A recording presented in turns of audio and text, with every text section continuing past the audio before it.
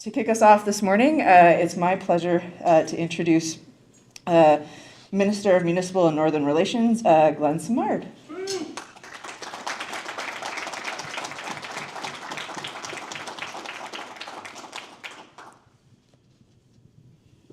All right. Thank you very much for that. So I'm the Minister of Municipal Northern Relations, but I'm also the MLA for Brandon East. So this is a home game for me, right? So it makes it really, great for me to be here. It's also, this is where I went to school. I'm a graduate from Brandon University. I graduated not only from education, but I also have a English degree. I wasn't sure I was going to be a teacher after 2 years, so I came back and I thought I'd be a lawyer. So I got my English degree and religion minor. And religion minor mostly because I was still subbing because I had to pay the bills, and those are a lot of night classes. And so I'm back home here. The other part too is that I did grow up personally in a rural setting. So I grew up in a town of about 300 people proper, and then the RM was about 1,500, I think, is what it is, or was. And so I grew up, and I kind of have a pretty good understanding of what it's like to be in a rural context, but it's ever changing. And my role, I guess, for Municipal and Northern Relations, we're going back into session October 1st. And one of the things I kind of wanted to start things off with is, as a minister, as a government, you have your list of priorities that you work through, right? You're given a mandate by the Premier. I was formerly in sport, culture, heritage, and tourism, and sometimes the mandates can be fairly, open-ended. I had the mandate of ending racism in sport. I'm like, yeah, no problem. End racism. I can do that like in 4 years. And but obviously what it does speak to is that it provides direction to each department to be able to carry out maybe the visionary pieces of your work. But it also, the other part of that job is the day-to-day, what happens from crisis to crisis to event. And not unlike rural municipality councils and elected officials, the day-to-day sometimes takes up what you want your planning to be. And we learned that sometimes the planning and the day-to-day meet. We were just, served a report from the Auditor General on a review of practices from governing practices and provincial oversight for municipalities. And a lot of that was related to what happens, or what the province didn't do, or what the province ought to do to be able to oversee municipalities to which they grant dollars. And you kind of have to, and then you have to reply. You have to say, these are the recommendations, these are the actions that are going into the recommendations. And a big one for this past one was the oversight of data security, right? Because there was significant breaches in some of the municipalities in Manitoba. And some of them were criminal, some of them were outside of the control of the municipality itself. If you have a bad actor, the bad actor is going to do what they're going to do to be able to circumvent the system. So I actually think what for us, when we start looking at a path forward, is how do we make that unbreakable, right? How do you make it so that those data systems, so those processes that exist within a municipality cannot be broken? One case, the bad actor was like photoshopping banking statements, right? So if the person who you trust to give you the information is changing the information so that you don't actually know what's going on as a elected body rurally, and you're the one reporting to the provincial body, how do you change that?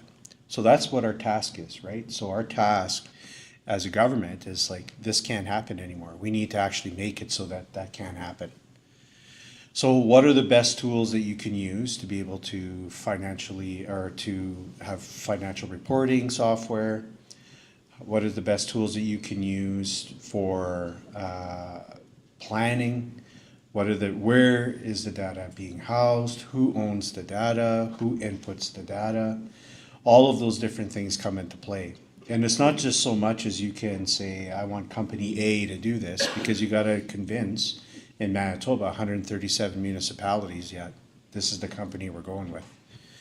And it comes with a whole other level of training, comes with a whole level of not training, but sensitization of the public. But this happens all the time, right? We have a pretty good model in education with the Merlin system where that kind of works in terms of financial reporting.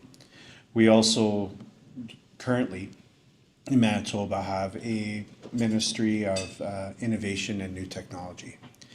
So for us in Manitoba, we see this as an opportunity to be able to maybe leverage their department dollars and mandate and say, how do we work together with municipalities or local governments to be able to make things better? You know, I was, before I was a politician, I worked with Brandon Minor Baseball and Brandon Teachers Association. I was a treasurer for Brandon Teachers Association. Now, when I first came in, like they say, okay, Vipin is retiring. If you're from Brandon, you know who Vipin is. And he's not going to be the treasurer anymore. And he was a treasurer for like 40 years. And so I said, yeah, I'm in, count me in. So they bring me like the ledgers, like the paper ledgers, and they say, okay, here you go, and all of the work that was done, like being able to fill in it with the little boxes and write it all out, and you got invoices coming in. We were a pretty small organization at that time, but we've grown and grown. And I said, this cannot happen. Like what, like, so I went to my first meeting at MTS. I said, this is not something that, like, for treasurers. And I said, is this real? Like, is this, yeah, well, it's kind of, some people have this and some people have that and some people have this. I said, why don't we have all the same thing? And they said, well, and then they start talking about cost and expertise, and, you know, he was in that role for a long time and it worked for him. So what it did teach me and learn about is that there's a better way. And when you have experts on the other end, so I remember Dave Tate was the CFO for MTS, and he was kind of teaching us this accounting practices. And he said, like, are you going to try and do anything wrong with the books? Because it was introducing me to the new software. I said, well, what do you mean wrong? Like something criminal? Like, well, no. Because my question was, what happens if I make an error? And he goes, well, you're not going to do anything wrong, and you're not trying to steal any money. And I said, well, yeah. Well, because, like, all due respect, we have accountants and auditors and myself. We can find your mistake like that, right? We're trained. We know what we're looking for. We can see where you maybe entered somewhere in the wrong place, or you put the brackets instead of a minus, or whatever it was. And your sophistication, or what you think your sophistication is, we're experts who can actually decipher that right away. So you'll never make a mistake because we can fix it.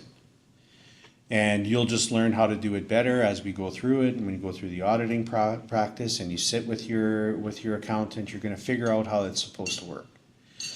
Because I'm just the volunteer, right? Anyone will do kind of thing. Like, you're all from small towns, you're all from small organizations perhaps, or big organizations. Even then it's hard to find volunteers.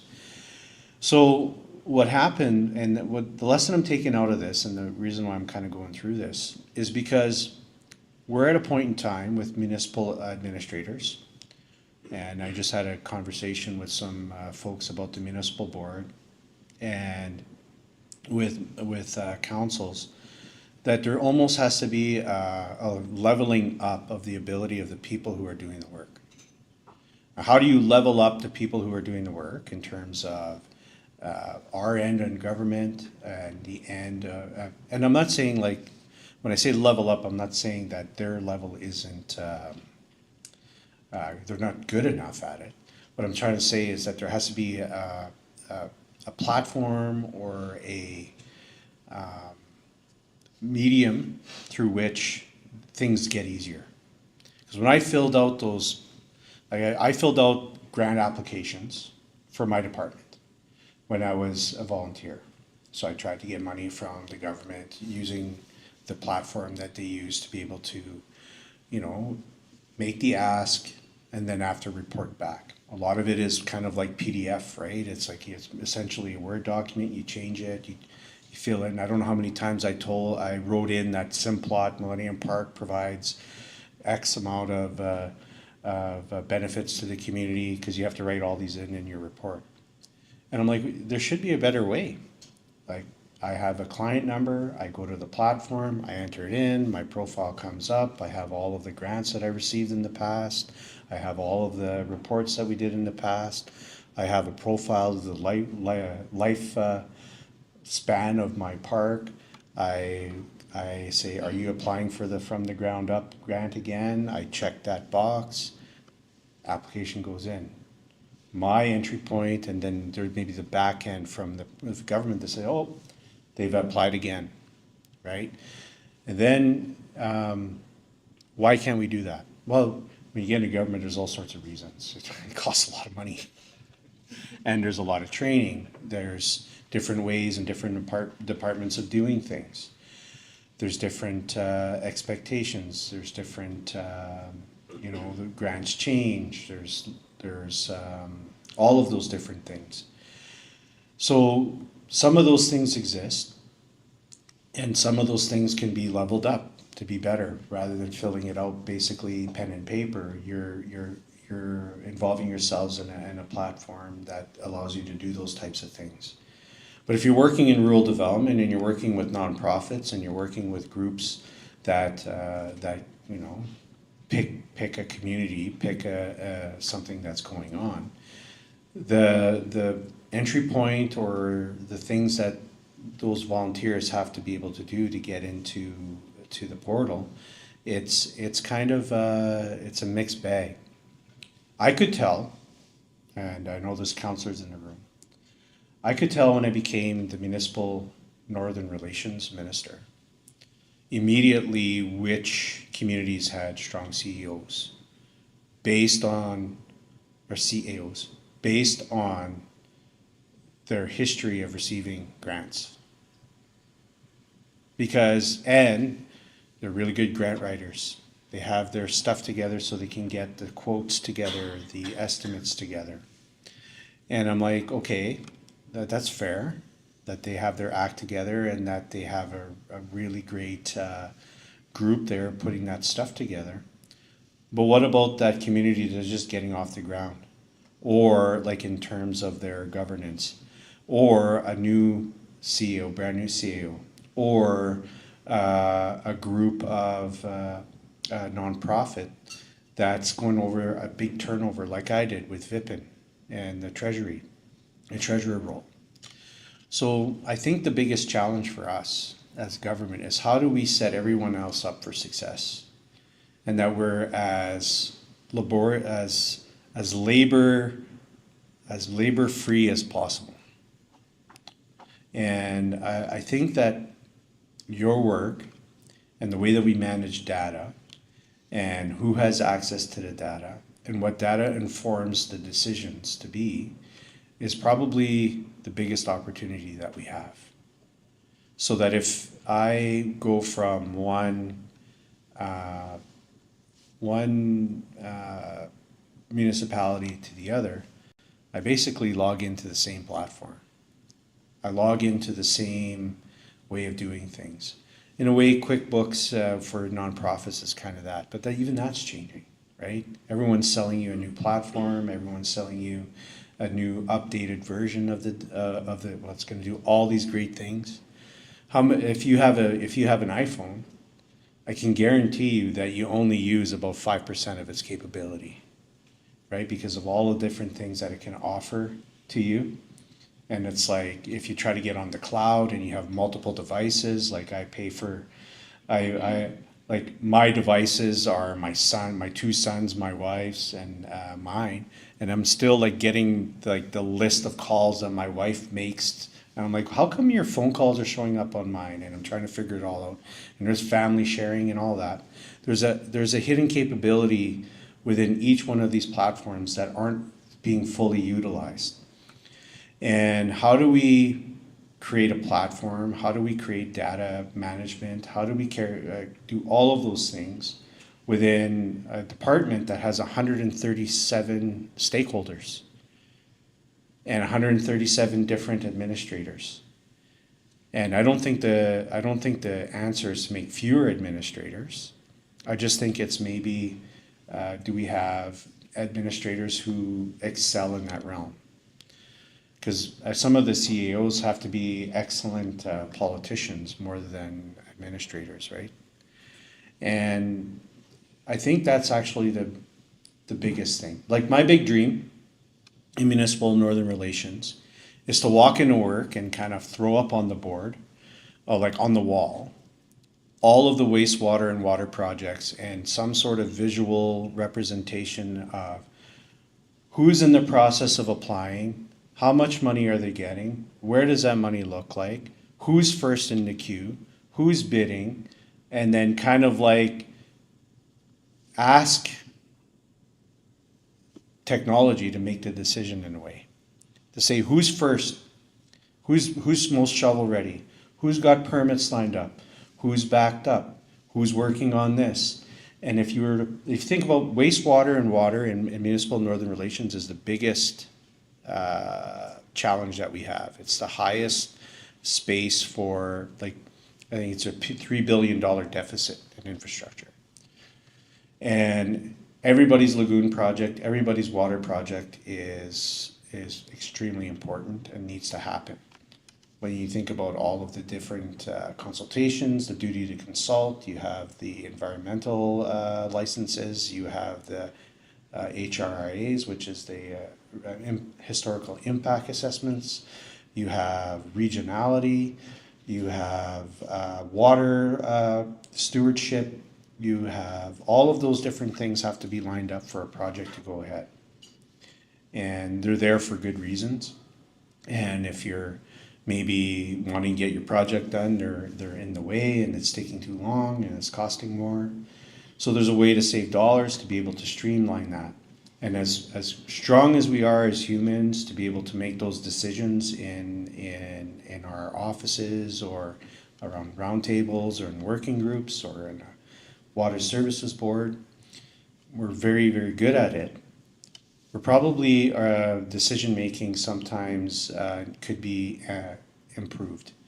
And if you can have data and everyone uses the same and says, this is the decision that we need to make, and then put a human decision on it afterwards, I think that's probably very beneficial. But it actually, what it needs is everyone kind of playing it by the same rules. And I was a teacher. I mean, try to get 3 grade 5 teachers in the same school to play by the same rules is almost impossible. And I really think that's actually, one of the future. How we can have data sets that we all work together on to be able to say, this is how we're going to make a decision. And then put the human eyes on it after the decision's been made and do your cross checks that way. I think things could work a lot easier. I think it would. You know, people talk about silos in government. I heard a really good analogy this week. It's not silos, it's bubbles. You know, like if you have a bunch of bubbles that are kind of floating around on the screen, they're kind of just avoiding each other, and sometimes they meet and there's some friction. Sometimes the bubbles will meet and come together. And governments kind of work that way, right? It's kind of like, okay, this is my space. Oh, we got to play in the same space together for a while. Whoa, that's not working really good. And it kind of, and then there's a shuffle, and then everyone goes to their corners, and then they start over again. Anyway, but I think that's kind of how government works. And I think what data does and good data management does is it kind of threads those bubbles together and pull them closer when they need to be closer, but not so much, not so close that they burst. I think that's kind of what the whole of government approach that our premier's talking about. Those are the things that he's directing us to do. So when we're advancing water and wastewater projects, we're not just doing it for the next 20 years. Well, what happens the 20 years after that? And that's really hard to predict. And we have systems, you know, in Winnipeg, you got wooden deterioratable infrastructure around water and wastewater that has a shelf life. And we don't even know what the next 50 years will look like. And when you try to talk about the 50 years and what the next 50 years will look like, you know, there's a significant, wait a second there, this is too much. So actually, what I was, you know, reflecting on data governance and how that works in government and the big implications and cybersecurity, it's all kind of like this big idea. And for me, I always want to start with the smaller wins first. I think smaller wins first in municipal affairs would be having competent CAOs who have a set of training and ability to be able to say, this is how we're going to achieve this and this is how I'm going to work. Municipalities that have 7 CAOs in 15 years, like, that's very disruptive. So that could be a win. But when you have someone new come in, they should be all working in the same set of rules. And I think it actually, in the global context, the biggest fear that I think dissuades people to say, hey, I have my ledger, I have my book, I know where it is, I take it with me. I don't have to log into the cloud, I don't have to learn anything new, I have a pencil, I can erase my mistakes, I have all of those things. That mindset's really hard to change when it's working for you. But what happens when it doesn't work for you? When someone is photoshopping bank statements, right? And you can't do that when you have platforms that are very, essentially closed and managed. So I think that's actually where the big opportunity is. First of all, having a workforce that and governance that have really strong credentials, and followed by good, innovative technology that is industry accepted and used, then having that integration of those levels into governance. But changing something in government is very, very difficult and often comes with a price tag. Because I'm talking about just the kind of day-to-day work that we do, and it's not really part of my mandate, right? Well, it is part of my mandate, but what I'm saying is it's not the big wastewater, have wastewater improvements across Manitoba so everyone has clean, safe water. Well, that's a really great mandate, but how are you going to do it in the most efficient manner? Because we don't have an infinite amount of money. And then you have my house book. So the house book here I brought, these are the big issues of the day. This is what's in the news, right? And to prepare yourself. These are just the top 10 big issues to be prepared for, right? So working with the AMM on it's a stable escalator, you know, listening government. We have our sewage spills. We have to be ready for the Manitoba Water Services Board allocations. What are we doing with grants? What's happening with NUPIC? What's happening with the Green Team? And those are things that if they're not executed properly, you know, hit the news and you have to have an answer for it. And so those things kind of dominate politician space, right? So I guess I would say the last thing I was going to say is that ministers have to be able to administrate through their department.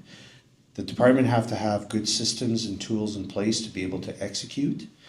And then the ministers have, the political piece have to say, okay, how do I allow you to do your job in the most efficient way so that when the Auditor General says you need to do these things here to be able to protect municipalities and make sure there's good stewardship of funds, how do I take the best practices that the Auditor General may be or is suggesting to make it go across all of these different stakeholders, right? And who's going to be our partners in being able to do all of that? So I think that's actually, like I listed maybe some challenges, but that's kind of my reflections on it all and where we're at. And having a department dedicated to using new technology, having, I guess, teeth of reports to be able to say thou must have better governance perhaps, but you don't want to be Big Brother either, right? Because I can think of many municipalities that would not be very happy if the provincial government was telling them exactly what they should or shouldn't be doing, because actually that's their job as local officials. So it's kind of a really interesting space. It's not so much as just saying, well, everyone needs to use QuickBooks and we're fine, and then, here we go. I just think that but at the end, the last thing I'll say, and I use, so like Brandon, has, a lot of people going to the ER, right? And there's long wait times. And they're not being seen quickly, they don't have a family doctor, right? We know that these are issues. So our government said in Brandon, we're going to open a minor injury illness clinic to be able to take the heat off of all of these different issues. Now, we opened a clinic in October, almost a year ago, in downtown Brandon. It's open from 10 o'clock till 10 o'clock, 7 days a week. Now, when we opened that clinic, it was, there's some criticisms. There's not always a doctor there. Doctor's only there X amount of hours. It's still a lot, but there's a lot of time the doctor isn't there. You don't have the full diagnostics that a clinic should have to be able to treat these illnesses. You have nurse practitioner, you have nurse there, sometimes you have a health care aide, whatever. Those people there, but it's not perfect. Well, I don't think you need to always wait for something to be perfect to do it, because I reflect how many people went in that clinic that was open for 12 hours a day, 7 days a week. Now I'm going to average 20 minutes for an appointment, so that's 200 people a day, 200 people seen for 365 days.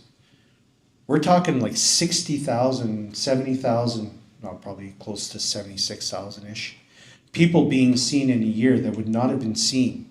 But if we would have waited till it was perfect, they all would have been in the ER, or they went to got treatment, or they would have been waiting at a walk-in and not being seen, or the same problem. So I do think that there's danger in let's say paralysis by analysis, by waiting for things to be perfect. And so that's actually our responsibility as well, is to provide the public and our stakeholders tools that can be used immediately while you try to figure out what the bigger long-term solution will be. So I have my big board and I can say, okay, what's next, right? So anyway, those are my kind of reflections on what the role of government and municipal northern relations is in data governance and cybersecurity, and closing off those data sets and closing off those ability for people to do fraudulent activity. But if you have someone you trust, like Vipin, with a ledger in a book, and it's in his house, in his office, and that's where the information is. No one's logging in to steal money, right? So but I mean, that doesn't work in today's world. So I guess that's, I want to thank Dr. Kelly and Dr. Ramsey for inviting me to speak.